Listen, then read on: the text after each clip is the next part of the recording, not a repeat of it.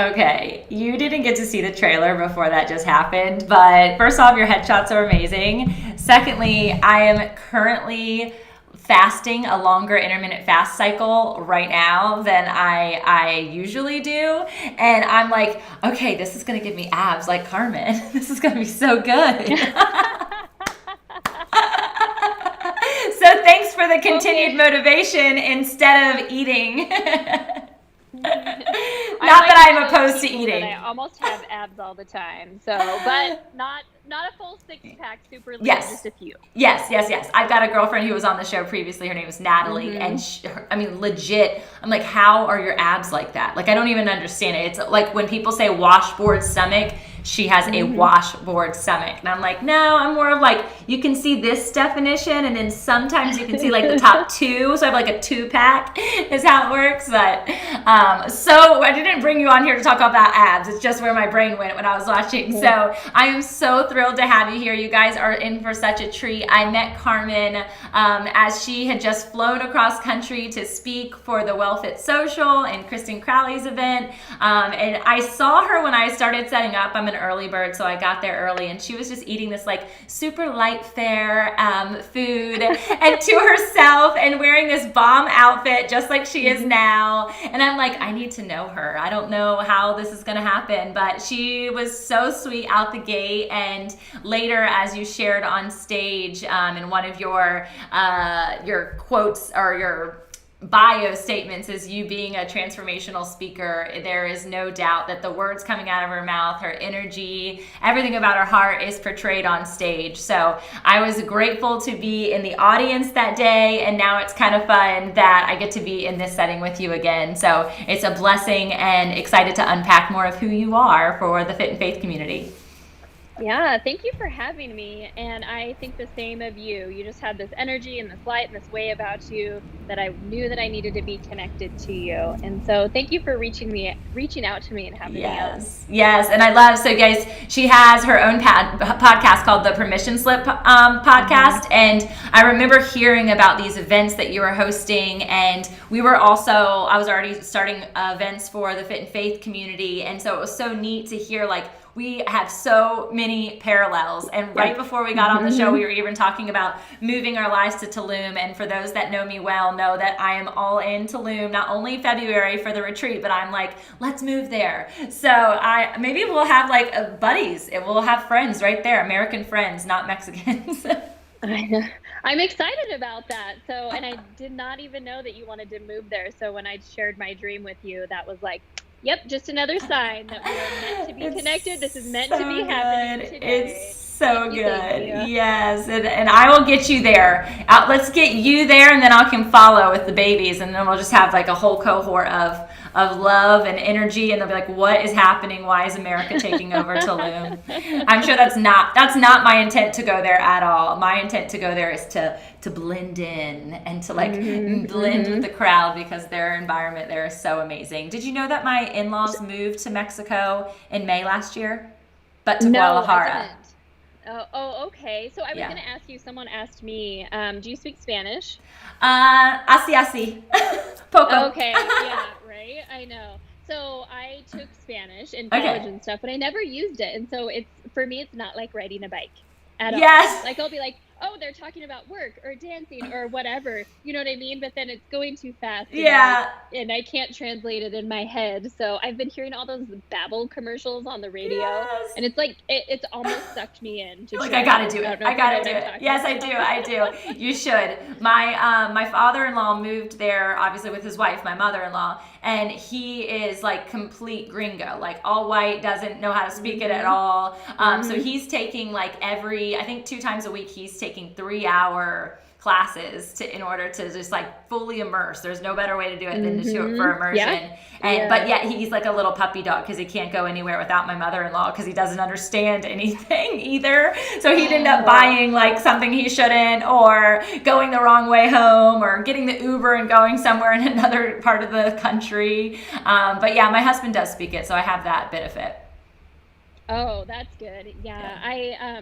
I'm thinking about it, but I think that'd be part of the journey, though, is going there, not fully knowing. I don't know. I love it. I love it. So I want to parallel that and kind of shift gears into the introduction of who you are and more about how we're connected and the things that you have going on, because I love an entrepreneur, and you are through and through that with all of your passions, which I think is so prominent in how I help share and coach women, is like, you don't just have to pick one thing and let that one thing be the only thing. And there is a book, The One Thing, and people talk about niching in, and I get the niche and however you want to say it in your fancy language. But I think ultimately, if you can blend in all of your passions and pursue them on any given day, maybe Monday you're doing what you have under your nutrition realm and you're cooking, another you're broadcasting on a show for Fox 21 News, or the next day you're doing an event with women and empowering them in your high achieving like mentor role. Like, tell me how all of that emerged. Oh geez, where to start with this? I think the biggest place to start, and I love what you said, just being multi-passionate.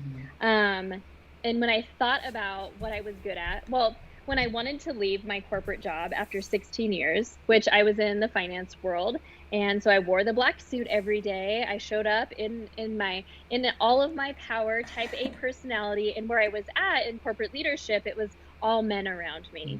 And so I was very much pushing and going and going and going until one day when I just got a big slowdown. Something was wrong. I didn't know what was wrong. So I dove in. It was time. Leading up to that, I had so many signs that I ignored. Things that happen in life, like getting diagnosed with MS. You think that would stop you? Nope. I pushed harder. I did more. I put more on my plate, thinking, well, maybe tomorrow I can't walk, talk, or see. So why not just keep going for everything? And really sourcing my self-worth from doing instead of being. And so once I wanted to leave, I thought about like, well, what is it that I love? And so what I loved was nutrition. I had thought at one point I wanted to be a chef, or I wanted to become a registered dietitian, but we had a family young. And so I told myself, well, I need this corporate job. We need this. And so I'm not able to take these classes that started at 4 for night classes because I worked later than that. So I ended up getting a business degree with a health minor. And so when that moment came and I thought something's wrong, okay, I love nutrition. I'm like, well, what am I good at? And that was the big question mark right there. Was I felt like I was good at so many things, and I knew somehow deep down that I could do anything that I wanted and anything that I put my heart to, but there was still that fear in the back, that fear that comes up like, who are you to do this? Where's your certification? Where's your degree? Where's that sort of thing? So I thought, okay, what am I going to do about this? So I went to a gym in a city about 30 miles away as a local gym. They had like 5 locations, and I got up enough nerve to walk in and ask for the person that was in charge of the nutrition department. And I said, hi, my name's Carmen Ohling, and I want to be a nutritionist at one of your clubs. And they asked me about my experience and that sort of thing. And at that point, I was still studying for the holistic nutrition certification. And so I had to say that out loud. Luckily, they gave me an interview. They hired me. I ran the nutrition at one of their clubs. Total rock star at it. Oh my gosh. Going back to those questions. Yeah. So good. It's so good. I asked myself, was what are you good? What are you good at? And what do you love? Like, I loved it. And now I just proved to myself that I was good at it. Right. Yeah, but what I was not good at was delivering the same thing to everyone. And that's what they did. And so I decided to leave and start my own business, but still didn't rip off the Band-Aid all the way. I worked part-time for some nonprofits for the first few years that I started my nutrition practice. And I was 100% in on nutrition. And I loved so many other things. I thought I was going to be a personal trainer. I even bought the NASM, the book, everything, started studying. And I never took the test because then I got kind of like another shift of like, what is the one thing that I'm helping everybody with that I haven't actually labeled? And that was their mindset. Ooh, cool. Because there's no way to grow. There's no way to change. There's no way to unlearn or discover something new about yourself in your life if you're not focusing on your inner work and your mindset first. So true. And how did I know that? Because people would get great results from nutrition, my nutrition programs and my coaching and mentoring, but then they would leave me great, feeling amazing, and come back saying, I got off track. Yeah. And so to me, that was like, I could feel that inside, like something's wrong. I need to be doing something different. And that was the catalyst to get me to switch to do something different, which was coaching more around mindset from nutrition. That. And that's like the thing, like God presents opportunities and he does it through things like this. And I think oftentimes we're waiting for this like huge green light. And it just doesn't work that way. He doesn't work that way. Maybe he does. I don't want to say that. I'm not going to limit him. But like you opened a door and then you open the next door and then you open the next door and it just kind of fell into place. And then you're like, this makes sense. I understand. And then you can understand why you were in a 16-year career as a high achiever, now helping women break what seems normal and what seems like the only option and putting that into play in a holistic way, but also in a way that's going to shift every atmosphere that they enter into. We have all those other things in common. I also did the NASM certification, also nutritionist, back in my early 20s, personal trained for a long while, and that was like kind of where I thought my life was going to unfold to, but mine became focused in on the maternity section and pre and postnatal mamas, and then I wasn't even pregnant at the time. Then I became pregnant, and then my whole body was like, what's happening? And all the things that you taught were totally wrong because you don't even know what it feels like. So it's just funny. And again, it was the same thing. Like I've shifted, and now when I am bringing women to retreats, I say mind, body, and soul because one, like just like you said, the mental piece is everything, maybe more than the body piece, because if you can get your mind right, we can get your body right. Like I'm not worried about that piece, but then it's the spirit part, and that's the part where I feel like we segment ourselves sometimes to think like this is me, this is me, this is me, and yet we're all of those things, just like you are multi-passionate. You're not just one thing. Carmen is a financial advisor. No, Carmen is a chef, and she's a friend, and she's a coach, and she's a speaker, and she's a podcaster, right? And people use the hashtag like all the things, and it's, for me, I love it. It's not about doing the doing piece, because I really feel like you have learned and leaned into the being part of who you are while activating those parts of yourself.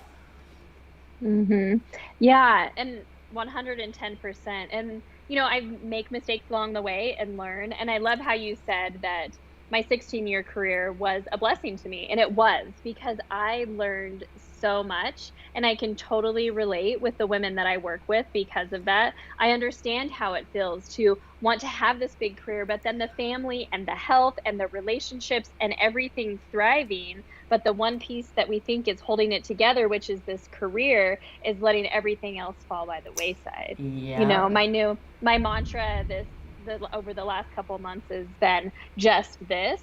And so reminding me that right now, right here, my presence and what's happening right now, just this is where I'm meant to be. And that is enough. And I need to find and appreciate and discover what just this is. And last week I even had a moment where I just felt like that uncertainty, that unrest, feeling like something was up. And thinking back to old me, or oftentimes a lot of the people that I work with, is I would have pushed into doing more, to planning more, to try to seek that certainty so much, instead of just letting go of all of that, getting still, just checking in with myself and kind of waiting for, okay, what is that I need to be doing, and what is my next step? Because just this, and not allowing my mind to future trip or to project things from the past into today. And I think that is really important, especially for the environment that we're in right now. Yeah. In 2020, is like, okay, how can you just this? Because I think a lot of us are in that loop of, oh, you know, like this is the new normal. Oh, things are opening, things are closing. What's going to happen tomorrow? I don't like this. This sucks. Da, da, da, da, da. So okay, how true. can, right? And it's just this never-ending loop. What are the new rules? Oh, I have to wear a mask today. Now I have to do this. Now I have to do that. And it's just like, let go of all of that. Yeah. And it's just this right now. And so that served me really well. And I hope I love that. We'll try that out. I see it as a book title, as a retreat, as like so many things. Just that concept, my branding brain is working over here, and I'm like, I like this. It's so important, and I think again, it kind of parallels to what I was saying about like the one thing, and like it's not necessarily about the fact that you can't do multiple things, but what are you doing right now, and staying super present in that. I had a similar overwhelm experience last week with a girlfriend, to the point where we both had our hands on either side of glass because we couldn't physically be together due to a COVID situation. And we were both crying, and we were both like, oh my gosh, like I want to hug you and you want to hug me. And we both were so overwhelmed in our individual emotions. But at the very same time, the next question that came was like, well, what's wrong? And I'm like, everything and nothing. Like I'm filled with joy right now. I am like, my health is on point. My family's doing wonderful. Like we're thriving in that regard, but I am just like, everything is wrong. Like the world is in shambles, and I see people like freaking out, and my career is going well, but like, is it enough? Is it what I'm supposed to be doing? Like all the emotions, right? And so I think, as I think to how you coach women and focusing on that just this moment, it's not about staying worried about the future, but instead the presence makes everything else go away, because I can be present in the fact that my health is good. I can be present in the fact that I have this time carved out in my schedule to just enjoy you, right? And not have to worry about all the distractions or what happens next after the podcast turns off, right? And it's so easy to do, especially as you talk about being multi-passionate and doing so many things. The business owners that I work with, the female entrepreneurs, they're often stretched way too thin. And so I like to talk to them about, instead of thinking about how much time you have, think about protecting your energy and how much energy that you have, and being really intentional and mindful of what you're doing on certain days, whether they're things you freaking love or maybe like computer work that isn't as, fulfilling, right? Yeah. But building your schedule and designing your life in a way that protects your energy. So at the end of the day, because this is what used to always happen to me and happens to many of my clients, is you have nothing left for what you say matters most, which is yourself, your significant other, your family, and you're completely drained because you gave it all out. That's really good. And so I'm guilty of that. So that's a continual work in progress for me too. Because at the end of the day, I think we should feel like we are relaxed. We should have that natural state where we wake up with the sun and go to bed at certain times and that sort of thing. And we should feel a little tired, but not too tired to give 110% to what matters most. And so I always like to check in on that and like, okay, what did I do today? How did I give out my energy? Because the time you wake up in the morning, like energy is pulling you, right? Yeah. Depending on if you have the AM ritual that you do or whatever. But if the alarm clock goes off, sucks a little bit of your energy. If you're stuck in traffic, sucks energy. There's like email that you have to get to, all these things that are pulling at you. And if you're able to cultivate more energy during your day by creating rituals and practices, and then doing certain activities on certain days that protects your energy. For example, when I do one-on-one coaching, I do all my one-on-one coaching via Zoom because I work with busy, ambitious, high-achieving women. We don't have time to meet in person, and it's a benefit right now.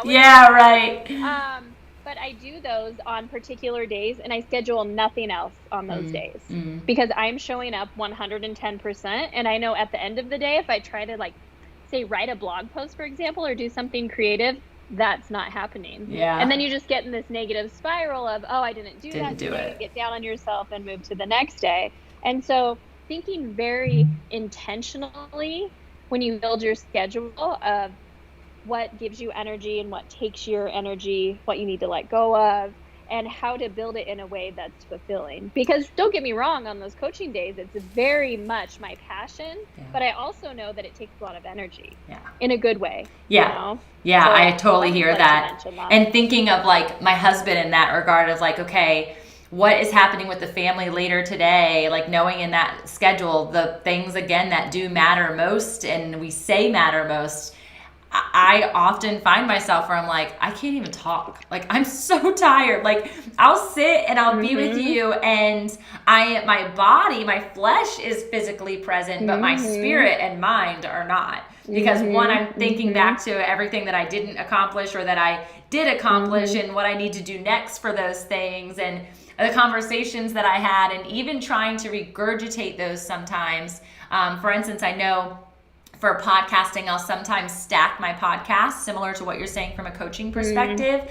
I can't do more than 2. And I have some guests that I talk to who also have podcasts, and they'll do like 6 recordings in a day. And I'm like, wow. I don't know how. I just don't, because I literally would not talk to somebody for 4 days if that happened, because I am so present, and I'm so like in being present, even in the just this, there's energy to be had, there's energy to be gained depending on what that activity is, but then there's also energy that you're pouring out. And so I love those words for that, and I love knowing that, one, I'm not the only one, because I know that there's other people, but I'm also really grateful that I feel like we're in a movement of understanding this precious energy outlet, and also the energy source, and who's the source, and where are we plugging into, it shouldn't be these. Look, see, it's like dinging right as we're sitting here, right? So I think that I would love for you to unpack, like, for those people, because I'm speaking around entrepreneurs often because of the women that I'm around, but also just women who are feeling depleted, especially during this COVID season. Like, what are some of those tips and tricks? What are those energy fillers? And they're going to be different for everyone. They are going to be different for everyone. So I like to think about what you're saying yes to. I did a free coaching last week on how to say no and set boundaries without feeling guilty. And so if we could just like start there and look at maybe the things that you're stretching yourself to say yes to that you can actually ask for help for, or that you need to let go of. Maybe it's something you've been doing it for a long time because you feel obligated. Anytime you feel obligated, or you tell yourself you should, or you have to, or you have that feeling before you do the thing that you committed to doing, that it's like dread, and you only show up 50% anyways. Like, it's okay to say, like, right now in this season of my life, because we all have seasons, right? Right now in this season of my life, I can't give 100% to this XYZ, whatever the commitment is. And I'm going to let you know that I'm going to start keeping the commitment to myself. And so when, again, I have the time and the space to be able to do this commitment, I'll reach back out to you. And the thing is that's scary to say, but you're going to get a lot more respect that way. And you know what? Especially if you're talking to a woman, she'll think about it, maybe be upset at first, but then go, wait, tell me more about this. That's so true. That you're going to keep to yourself. So just know that when you start communicating and saying no and letting go of some things, that you need to let go of whatever the expectation you have or the outcome is for like that conversation, because we'll play it in our head so many ways, you know what I mean, and build so much fear on it. So that would be the first thing. The next thing is to figure out what feels good to you. So every single day, I like to have my clients just ask themselves if they've never really started with an AM ritual, a morning routine, whatever you want to call it. And I'll tell you the difference, what I think between a routine and a ritual, but it's just to start by taking a few deep breaths and just to ask themselves, how do I want to feel today? Now there's power in that, because you're being intentional and you're recognizing how you want to feel for the day. And that can change based on what you're doing for the day. Maybe it's just peaceful. Maybe like today, because we're doing this podcast, it's like energized and alive and full of life. You know, it can change. So you set that in your head, and then you're like, okay, what needs to happen in order for me to feel that way? So it's intentionality in the morning to check in with yourself, to sit for a moment, to check in with your inner knowing, your higher power, God, whatever that spiritual connection looks like to you, and then start your day instead of just getting on the treadmill of life, is what I like to call it. And then you can have a check-in point throughout the day. Okay, today I said I wanted to feel energized and inspired, and this is what I needed to do in order to do that. Do my actions match my aspirations? Ooh, that's good.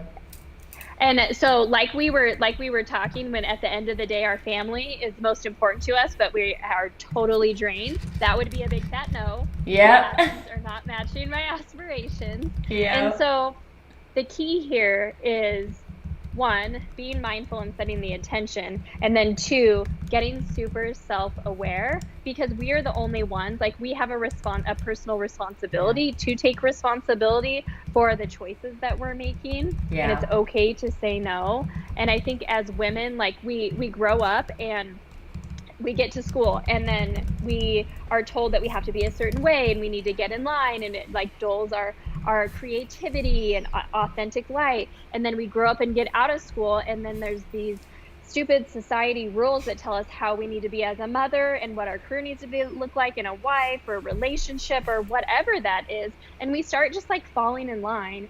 And it's when we start falling in line that we lose ourselves, and that we lose that connection to our inner knowing, to our guide. And like, we have to be able to step out of those rules to be able to dig back in and become self-aware. And that all goes back to knowing that each and every day we should be focusing on feeling good, sharing from an authentic place, being self-aware. And so again, it goes back to saying yes to those things that really matter most, and saying no to the things that don't. That's so good. And I think that's exactly what giving yourself the permission slip is all about, right?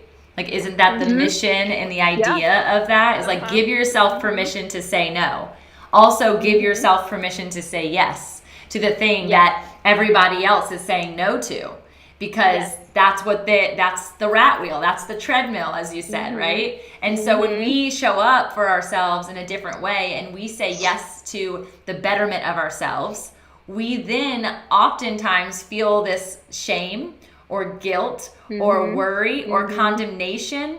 And yet that's the exact opposite to what we should be feeling. We should find freedom and rest and peace, all of the things that society as a whole needs, yet no one is actually pursuing. And I say no one, the majority is not actually pursuing, right? Because there are people pursuing that. We pursue that. I try, all right? And then at the same time, I have moments where I'm like, yes, this is what it's supposed to be like. And those are the unlock moments that then propel you into the next opportunity of a morning ritual or wanting yourself to check in. Like, I feel like for me, in reflection of what you're teaching me right now, is like, every day I could definitely think of a different emotion of like, how do I want to feel? How do I want to show up for my day today?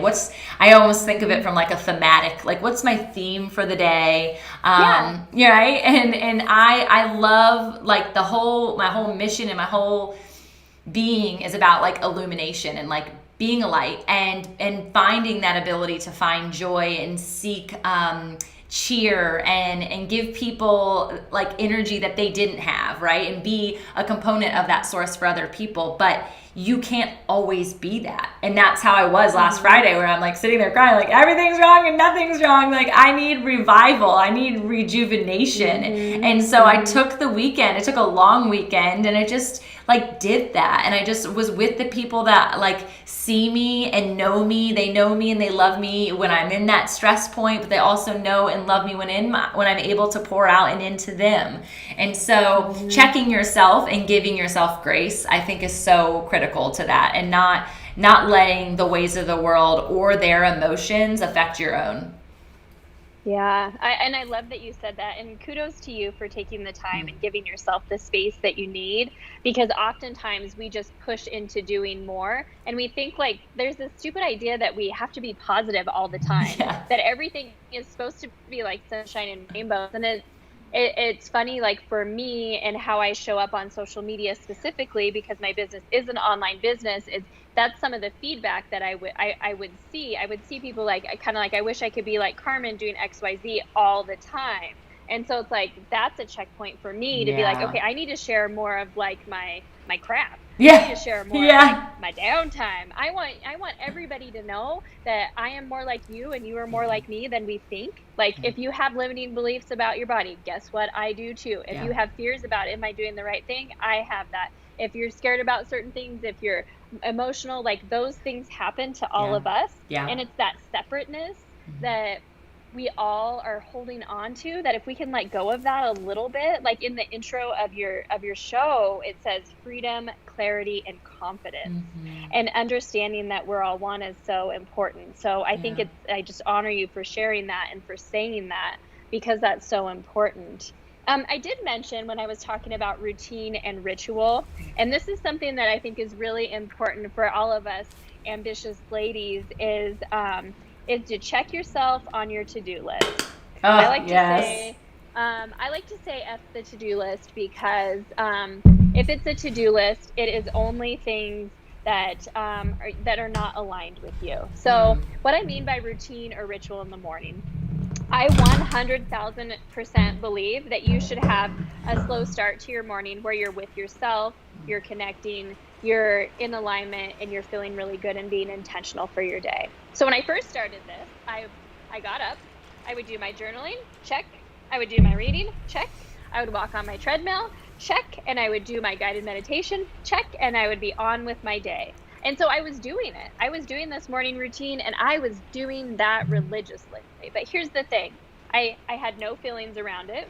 I wasn't connected. I was just doing it as another checklist item because I heard somewhere that, you know, all these millionaires and successful people have a morning and they make their bed. So I too.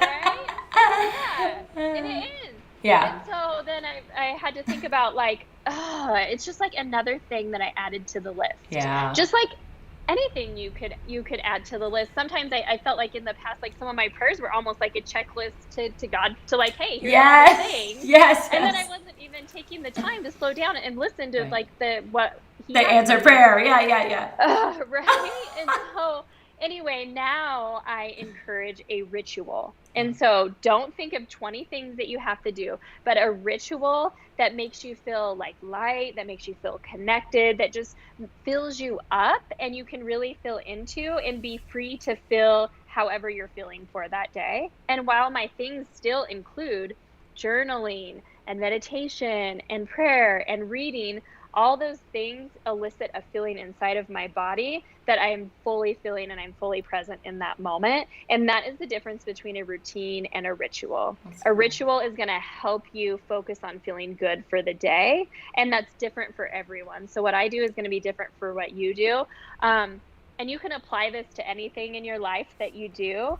If you say, oh, this is so important to me and I love it, are you making it a routine, or is it a ritual? Is it something that you're fully present in? So I wanted to make sure and clarify. I think that's so good. And I think specifically around like the body piece of that is that's really how I approach fitness forever. When I was personal training, like I'm just like, you show up, like just show up, right? Come. Once you get here, I'll help you with the mindset. You'll be so happy. You never regret working out. And that is like something my husband has kind of instilled in me, and it's the whole reason that we have been on this non-drinking journey for a while, over a year at this point.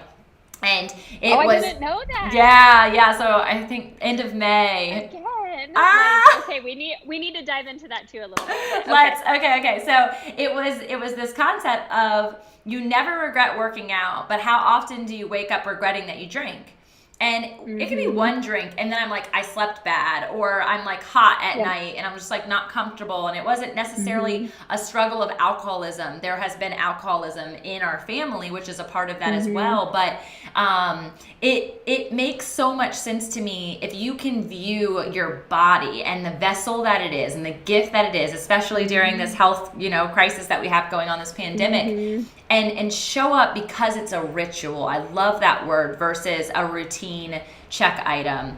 I am very aware of my to-do list. And I recently had a day where I was in the office all day long. It's one of those things I time blocked, and I had so much stuff that I had to get done for my ecourse. And at the end of the day, someone I love very much was like, oh, I hope you got your whole to-do list done. And I was like, that doesn't happen when you're trying to start a global company. Like that doesn't really work. But that's okay. I did the most important task that day. I did the MIT list. I knocked off the 3 things that were what I was hoping to do. But ultimately those things, even in my business, they're become ritual, less routine, because I love them so much. And I put the passion and the energy behind it versus I have to send this email off and check it. Sure, there are things like that occur, but that's the whole point of like cultivating what you love, pursuing what you love with purpose and through calling. When you're called to something, naturally it becomes a ritual versus it feeling like routine, mundane. I have to show up to work every day, right? I love there was a little tidbit in there, and I don't know if everybody got that nugget, but as an entrepreneur, just busy, ambitious woman, there is always a never-ending to-do list. And that's not what I'm saying when I'm saying get rid of your to-do list. Right. It's being in control of it, and not being in control and intentional of your day, and not letting it control you. And so I have an example of that I think I want to share is before live speaking events were not a thing in 2020. Yes. I had a lot of contracted commitments this year. Yes. And one of them, the person that was organizing it had set a Zoom call with me. And so she wanted to know all these details, XYZ. And so we're like 4 months out. And so I just sat there and I listened to her, and I was like, thank you so much for this feedback. I'm going to ask you some questions actually, because, this is on my to-do list, but not yet. And so I actually haven't fully written out what my outline is going to be. So let's change this call into you giving me a little bit more information on the demographic of the audience and that sort of thing. And she goes, wait, what? I wish I could do that. I wish I could know that I have this big thing coming up in 4 months and not even worry about it. And I don't know if worry is the right word, but it's just not on my plate. It's like, I have this thing and it's over here. But today I'm working on these 4 things. Yes. And I know the rest of this week, I do have 20 other things that I'm going to do, but I'm not going to work ahead usually. Sometimes I do, not going to lie, but I'm not going to work ahead because I'm going to create that space to focus in on what matters most. And all too often we just get caught up in that to-do list of, okay, now I have that speech in 4 months, now I'm going to start writing that. And when you push so hard, then it really dulls your creativity and your authenticity. And so I think that nugget that you shared in there of like, okay, I'm doing these things and I'm doing them with joy, and then tomorrow I'll have more things. And it'll be good. Right. Yeah. I had a client who I had created a freebie, which y'all have access to, but it's ways to undo your to-do list. And she like freaked out, and I was like, what? And she was like, I have to have a to-do list. Like, I make sticky notes. I'm like, no. I'm not like telling you to stop your to-do list. That's not it. Like, I have to have a to-do list. If I didn't write the tasks down, it would never get accomplished, or it would cycle in my brain and I'd go bonkers. But it's about undoing the need to do, in the sense of, okay, you have a to-do list, the never-ending to-do list, as moms, as wives, as friends, like all of that thing is going to be there. It has nothing to do even with our careers at that point. It's knowing that you're going to have to unplug sometimes, right? You have to unplug in order to do the next task that much better. You have to unwind. You have to be able to be with people and just rest and know that that is an energy source that's going to pour in to the next thing that you have to do. So this is so parallel. Like, everything that you're saying is so on target with how I feel. I just really love the words that you're putting to it. So thank you for sharing. I feel like this is good. Of course, because even work can be just this. Even the stuff that I've taken over a little bit of jobs from my team, just balancing the budget out with COVID and that sort of thing, is even the things that maybe don't light me up like coaching does, I'm really forcing myself to bring myself to just this, and doing those things, and like, okay, who am I impacting and what am I going to be able to impact by doing this, you know? And for myself too, I'm learning and becoming more effective at doing this. So maybe there's a reason for that, I love it. I think it's so good. So you've had so many different like pivots happening, obviously, and everybody's talking about the pivot right now. Not doing all of those speaking engagements that you said. What kind of do you see on the forefront for yourself that you can focus on as your this thing that's different than what you anticipated?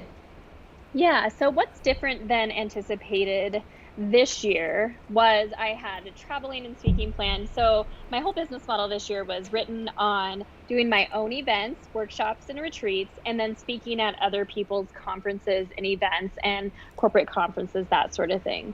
So all of that is gone. And so something that I had let go of a little bit was a little bit of group and then one-on-one coaching. So I didn't take on as many people, and I wasn't doing any active new like group coaching. So I get together about 20 women at one time. Some people like to call it like a mastermind style. I just like to call it group coaching and mentoring. We're all there learning. We're all there. We have individual goals, but we're supporting each other. We're accountability for each other. And then we're all learning on specific topics. For example, like I said, I was coaching on how to say no and set boundaries without feeling guilty last week. Next week, we're talking about reimagining 2020, because Nice. I think that to get out of that loop that I talked about. Yep. So I'm doing every 3 months with a month break in between, I'm doing a new group of 20 women. Cool. And we are just, the focus is letting go of that loop, making things happen for us in our lives. Just because things are different doesn't mean we can't still achieve goals, doesn't mean we can't still have some sort of discovery for ourselves. And the biggest key that the women get is it's not about learning something new. It's not about getting the next answer. It's about unlearning a lot of the things that we've learned during our life and digging in and really discovering for ourselves. Yeah. So that's one thing that I'm doing. The other thing, I opened up my one-on-one coaching. I was taking only 2 people, and now I'm taking 5. And so, which I have 2 spots available right now. And then lastly, my true passion is nutrition. And so I've been really helping more people with that. And at first I was kind of in this divide of like, Carmen, that's not the way that you're wanting to go. Kind of like how you talked about having a niche or whatever. Yeah. And then I sat with myself and I was like, what do people need right now? Right. And right now, that's really needed, because we are a society that says like everything has to be fast, fun, and easy. And so we've learned these rules about food and eating out, and cooking at home needs to be fast and quick. And I don't have time for that. And it's like I'm teaching people how to love food again, real food, how to cook it with love, how it tastes so much better, how you can share it with your family. And that's needed. And so just because maybe I had pivoted into a different way to speak to hundreds, thousands of people on a stage, doesn't mean that right now, because I'm needed to teach people around food, that I shouldn't be doing that. Yeah. And so I'm doing that. That's I'm doing really that good as well. That's really good. I share often that my husband is the chef in our household, and he's always like, eat with your eyes first, because if you like go somewhere, and even if you see a commercial and it's like a juicy cheeseburger, I think I'm like looking at it and I'm like, oh, I don't really know if that looks great. Like, is it bison? Is it elk? Then maybe it's good. Or knowing that, like, what is that going to feel like afterwards? So it's the same thing, and we can kind of go back into that conversation about drinking right here, is like, what's going to feel good afterwards? So even though you're doing just this, is that just this going to propel you into the next just this, or is it going to deplete you? And that's, again, protecting your energy and focusing on the yes and versus the no. So tell me about your not drinking. Are you currently not drinking, or? Okay. So yes, let me tell you about this. And I 100% agree with that. Just this, but how are you going to feel afterwards? Because that's a big thing, going back to like, oh, there's that checking question. Do my actions match my aspirations or my dreams or my goals or my whatever you want to use as a word there? But I'll be 40 in January. And so I am currently on this mindset of like best me by 40. And I'm not talking about weighing a certain way or looking a certain way, although I do that too, but I'm talking about everything, like absolutely everything in my life. How can I be more spiritually connected? How can I be more connected to my husband, myself? How can I show up in a bigger, better way? Just everything. And so the non-drinking for me has been kind of a perpetual thing throughout my life. Like when I was younger, my 20s, I would overdrink, on the weekends at parties and things like that. And so it came into a cycle, and really drinking was normalized in my household. So even before I was 21, my parents in a safe space, would allow me to have something or whatever. And it was kind of just like another one of those stupid society normals, right? Or you go out, and what do when you get older? You meet at a bar, you have friends for cocktails, or you have brunch. And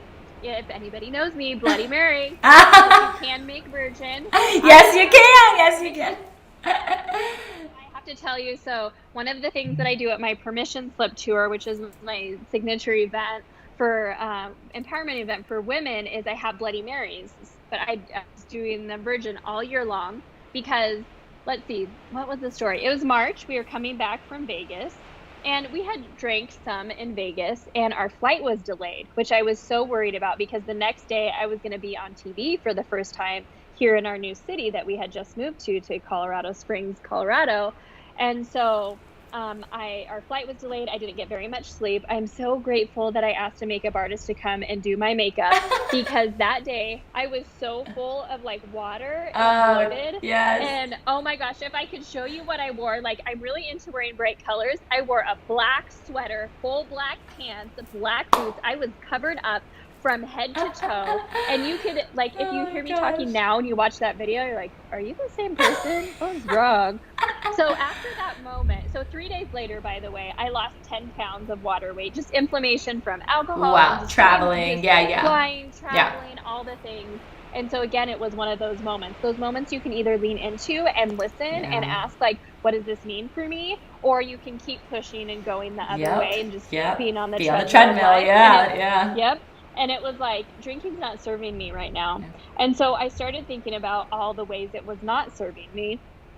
And I stopped drinking for a year. I have had some drinks this year, but my rule of thumb with it is I don't have to have it. Right. If it's at a function or something, a party, a celebration, it's not a requirement. My favorite non-drink, if we go somewhere, is just like a soda water with some fresh citrus fruit and mint. The other thing is it's not a stress reliever. Yes, that's huge.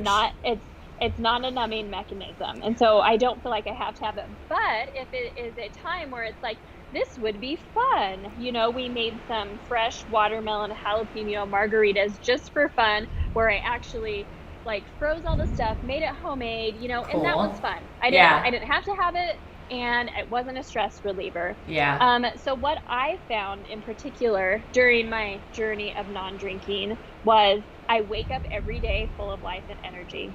Even if I have one drink, like what you said the night before, I'm sluggish. And you think about it, like science, hello, we should all think about it. Alcohol is a depressant. I have been able to like maintain a certain body weight, muscle density, like all of that sort of thing, because I'm not taxing my liver all the time, trying to cycle that out.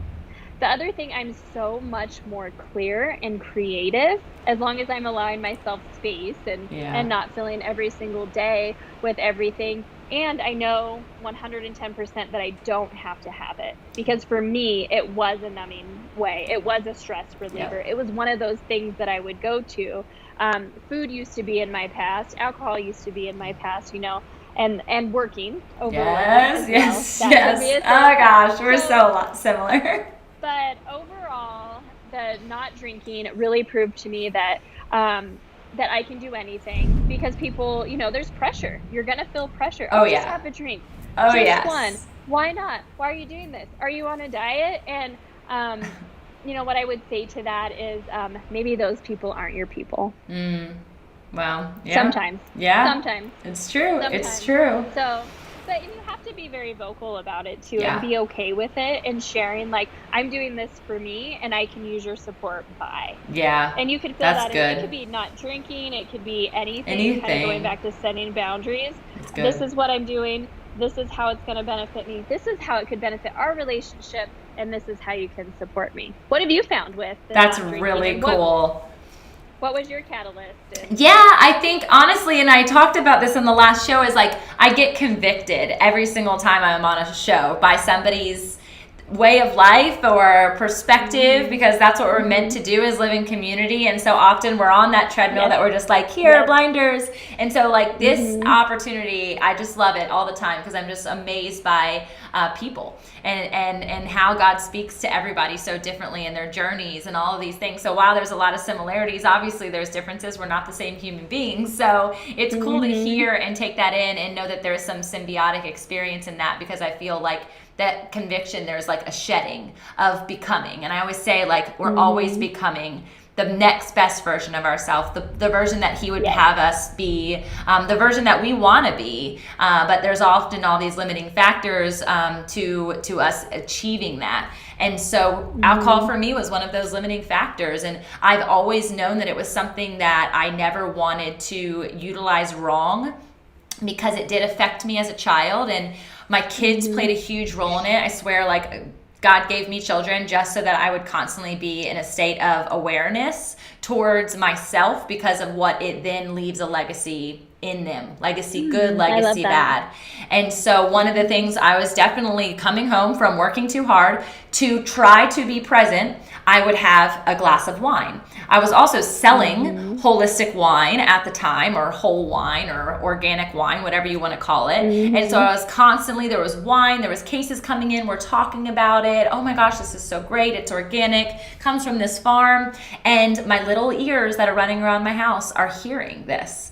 And like you said, alcoholism, and alcohol has been normalized so much that we're wearing hats that say, like, wine me, or mommy needs a marg, or, hustle, wine, Jesus, all these things.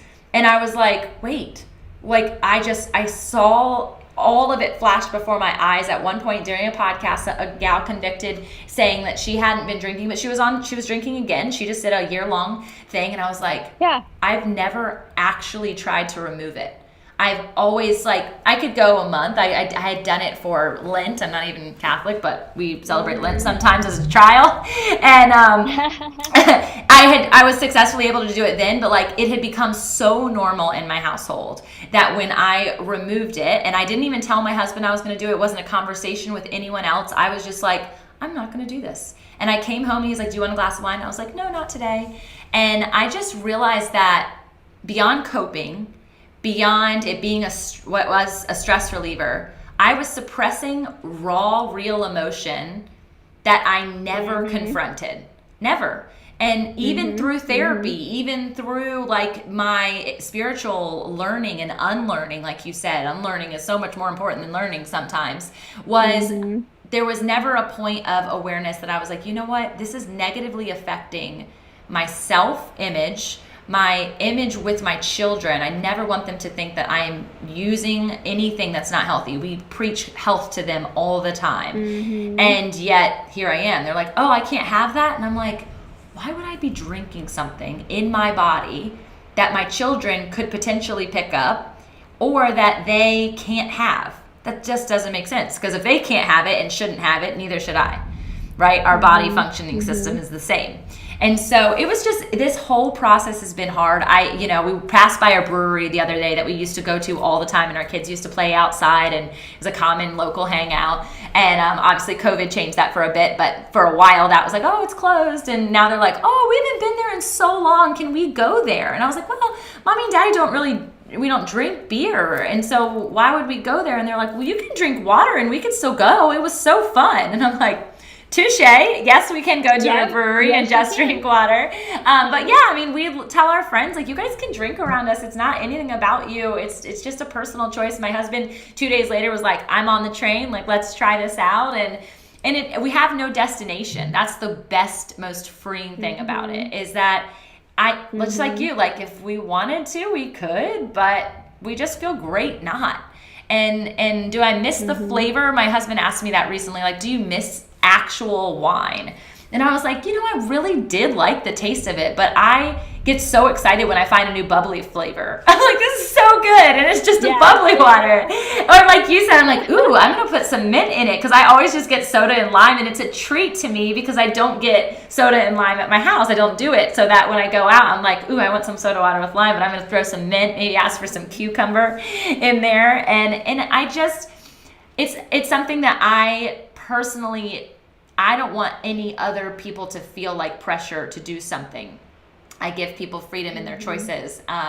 But my, hope for people is that they would just question, what are you doing with it? When is it being used? And is it benefiting you?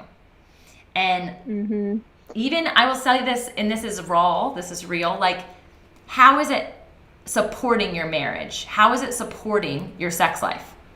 your intimacy. Because for us, it was, okay, if I have a glass of wine, I'll feel, looser. This will be good. I might throw on something pretty, but what is that? It's inhibiting me from actually fully understanding what like the covenant intimacy is in the marriage bed, because I'm masked by something that's not actually real. And so being fully present with my husband, and there's been times where I'm like, I could really use some wine right now because I do not want to do this right now. And so there is a whole nother like foreplay experience, because that's honestly, people are like, let's go get drunk and then let's go. Like, that's sloppy. It actually just sounds gross. And so I don't know why we're talking about sex right now, but I just want people to know that there's more layers. And there's so much more good that comes out of it, and I feel great. I love what it's done for my body as well. Thank you for sharing all of that, and I agree with the sex. Like, you miss part of the connection and the feeling. And backing up from that, something that you said was that you were using wine without consciously knowing it to push down a certain feeling that you weren't wanting to feel, or that you weren't wanting to address, or that was sitting there. And it was just easier to do this habitual habit to not have to deal with it. And people's thing might not be wine. People's thing might be scrolling social media, Netflixing, shopping, eating, gossiping, whatever it is. But if we can figure out what are those go-to things, then we can stop ourselves anytime we want to go to that. For you, like glass of wine, we can stop ourselves and be like, okay, this is my 90-second rule. I started it with food, but it works for everything. Sit for 90 seconds with your body uninterrupted. Just doing some breathing. Okay, my initial response was to go for the wine. What do I need right now? What is my body telling me? What is happening? And become so super self-aware. And that's rough. Don't get me wrong, because what you find under there sometimes is like not happiness, but you need to feel into that, because what you can do, people always ask me, like, how can I stop doing this or stop doing that? This is how the answer's inside of you. And if you keep searching for it outside, you're never going to find it, because you're going to be filling it with something else. So wait 90 seconds and then make your decision, because there might be an uncomfortable feeling that you could work through. So in the future, you're not going to go to that thing. So for me, like right now, I don't drink often, but when the thought comes in, like, oh, it'd be nice to have it. My thing's just like vodka soda, like pretty basic. It's nothing fancy, right? It'd be nice to have a drink. Then that thought comes in. That is like my reframe point. Okay, Carmen, something's coming up for you. It used to be food too. Like, oh, I'm just gonna reach for this food even though I'm not hungry. And you just check yourself. What's coming up for you? Wait 90 seconds. What do you need right now? And the idea sounds simple, but it can be. It's not as easy. But that can be a huge, huge game changer. And everybody can use it. I had a nutrition client a long time ago, this big man, and I work with all women now, but this big guy, he's going to do his nutrition, and he sits down and he tells me, okay, I will do whatever you tell me. But, but 3 p.m. when I get off work every day, I go to the convenience store and I get one of those like sugary teas and I pound it down, and I just do that every single day. And I said, okay.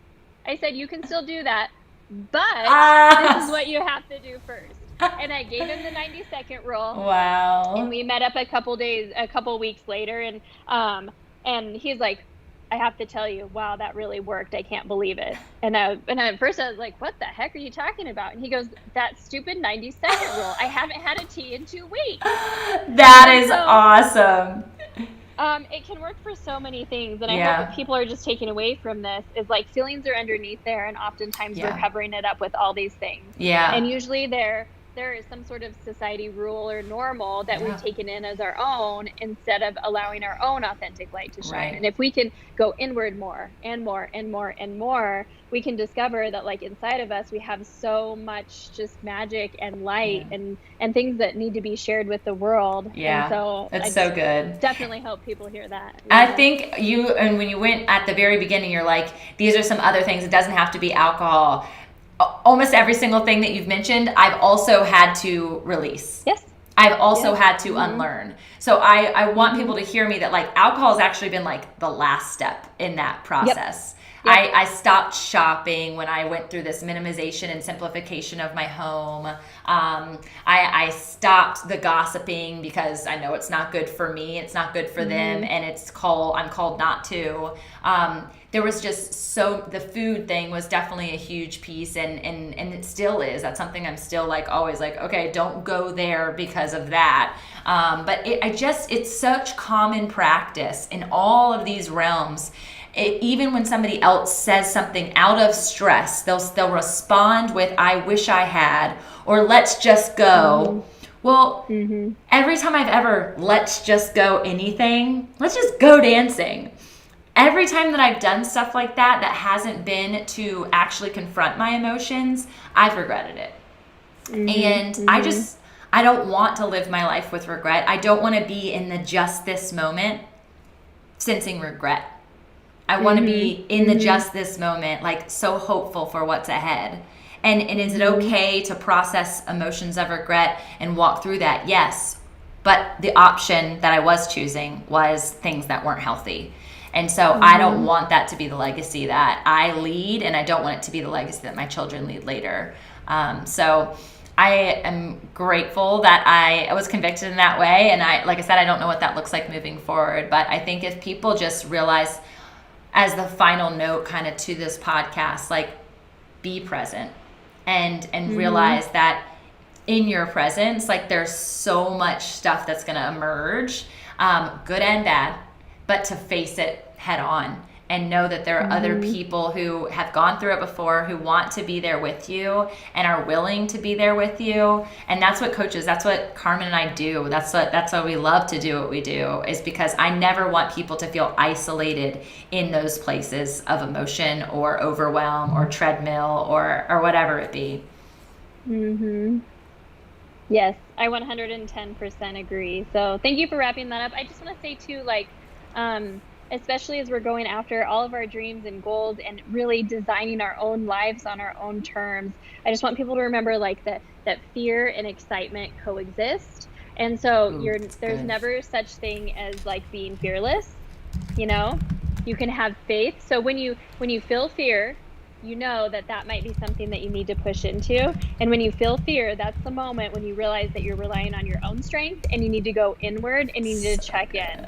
Instead of what happens often is we're looking outside of ourselves for the answer, and that's not where it is. And so just know that fear and excitement can coexist, and we can achieve whatever it is that we dream, just maybe not all at once. And so be present to just this today. Yeah, for sure. So good. Carmen, thank you so much. That was a mic drop moment. So I'm not going to say any more, but you're a blessing. And I hope everybody learned a lot of good things today. I know I did.